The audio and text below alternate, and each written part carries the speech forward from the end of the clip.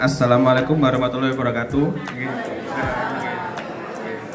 Selamat pagi Bapak Ibu semuanya. Tadi senam udah enak, nggak capek-capek nih makannya. Udah enggak ya. Obvious. Ya makan dulu, minum dulu, istirahat dulu ya Niki ya. Pertama-tama saya ingin mengucapkan terima kasih pada Pak Agus dan Bu Isti yang telah memberikan kesempatan saya untuk menyampaikan presentasi pada pagi hari ini. Terus kemudian teman-teman semua dan kemudian Bapak dan Ibu sekalian yang sudah menyampaikan waktunya untuk mendengarkan presentasi saya ini.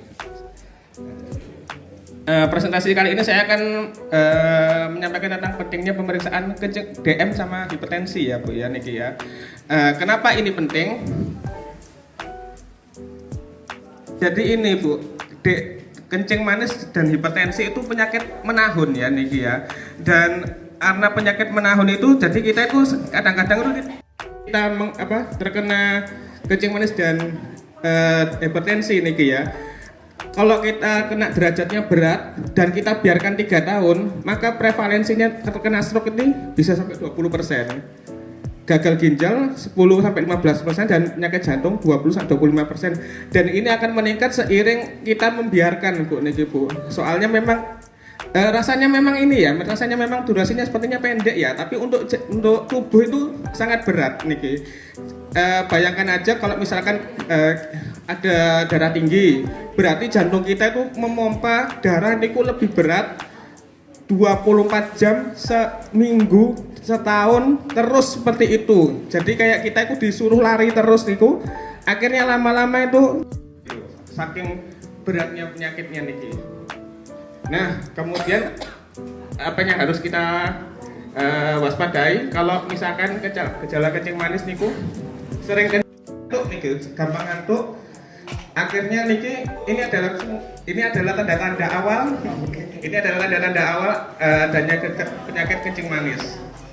Jadi pencegahannya yaitu mengetahui tanda-tanda awal, mengurangi makan minum manis, makanan berlemak dan rajin olahraga. Di sana pembuluh darah kecil nih itu. Kalau di mata otomatis ya jadinya kebutaan, kebutaan. Kalau misalkan pembuluh darah kecil, soalnya kalau udah kena pembuluh darah kecil niku susah mau sembuh niku susah nih gitu.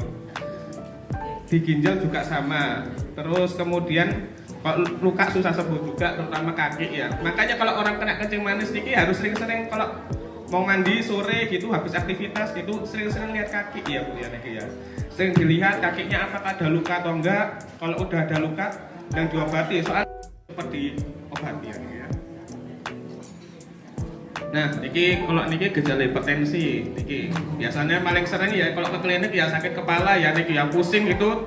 Waktu diukur tiba-tiba tensi naik. Nggak apa-apa kalau misalkan ngerasa pusing gitu niku ke klinik ikut ditensi niku Bu. Takutnya niki darah tinggi niki salah satunya niki ya. Nah kalau misalkan jantung berdebar-debar, rasa sakit di dada, kabur niki pun masuk komplikasi niki Bu. Awal-awal pusing tok soalnya niku ya. Kalau pusing ke klinik cek tensi niku ya. Cek tensi niku. Nek iki udah gejala berat nek niki Pak pelanggaran kabur niki. Berarti udah ada untuk mata niku udah ada kerusakan kalau kayak gini niki. Penyebabnya yang primer paling banyak genetik. Jadi ini nggak usah berkecil hati kalau misalkan tensinya tinggi ya niku ya. Kalau kayak gitu mah banyak orang yang kena kayak gitu kok Bu niki Bu. Ya kurang lebih sepertiga lebih lah orang di dunia niki emang punya genetiknya darah tinggi nih gitu.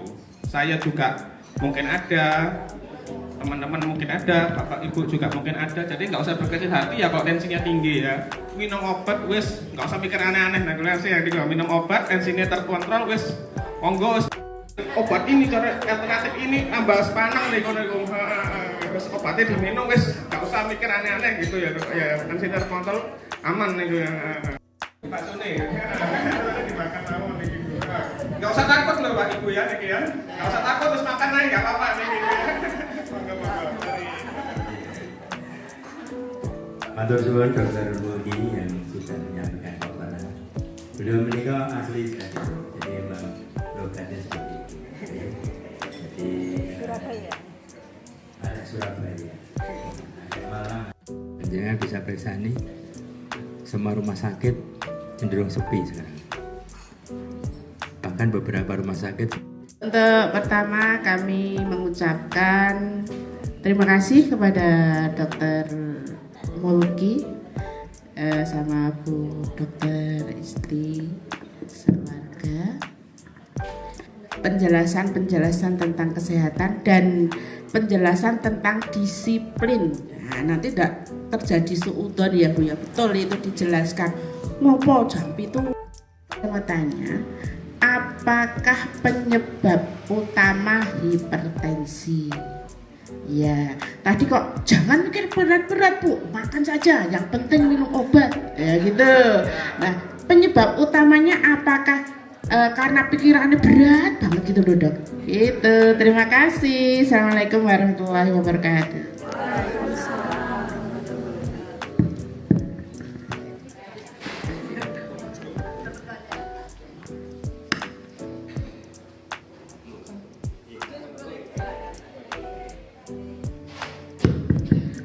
Waalaikumsalam. Terima kasih atas pertanyaannya, Bu.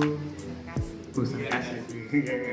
Nggih, penyebab utama hipertensi itu memang mayoritas dari penelitian itu adalah karena genetik, Bu. Cuma kalau dari pengalaman saya di klinik niku ya, banyak juga yang karena pikiran, Bu. Jadi ini kalau pikiran niku mungkin karena ini ya beban kerja atau target kerja ya niki ya, apalagi dengan akhir-akhir ini orang-orang niki ya harus adanya kerjanya sampai larut, ada sampai double niki akhirnya ya sampai rumah capek, pusing dengan target besoknya niki itu, tidurnya juga kurang.